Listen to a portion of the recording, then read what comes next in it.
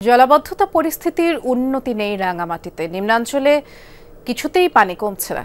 2 মাস ধরে পানিবন্দী কয়েক হাজার মানুষের ভোগান্তির শেষ নেই। দেখা দিয়েছে সুপেয় পানির সংকট, আর এতে করে দৈনন্দিন কার্যক্রম ব্যাহত হচ্ছে।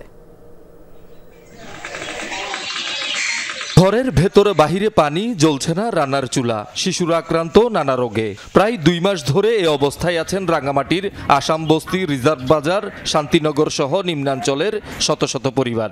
কুয়াশা হদুয়া কষ্ট হবো না, ধরে স্কুলে যাওয়ার জানি না পারে, পানি একদিন বাড়ার একদম কমের, ঘরের তো পানিও আছে। পানির অবস্থা বেশি খারাপ। তো এই 3 রুম অলরেডি পানি আছে, ইয়ারা ঘরত তো নামতে ইয়া ওষুধে ইয়া 500 টাকার ওষুধ লিয়ে আসছি। আমরা এমন কষ্টে আছি বলার বাইরে, ওইটা আমরা কাউকে বোঝাতে পারতেছি না। বাগাইছড়ি, লঙ্গদু, বিলাইছড়ি, নানিয়ারচর, বলকর ও জুরাছড়ি এলাকার চিত্র একই। ডুবে আছে সড়ক, দোকানপাট, স্কুল, হাটবাজার। কাপ্তাই পানি বিদ্যুৎ কেন্দ্রের 16টি বাঁধ দিয়ে পানি ছাড়া বন্ধ থাকায় পরিস্থিতির উন্নতি হচ্ছে না। পানি বন্দি অবস্থায় আমার দোকানটা কোনো বিক্রি হয় না, কোনো রান্না বান্না করে খেতে পারি না।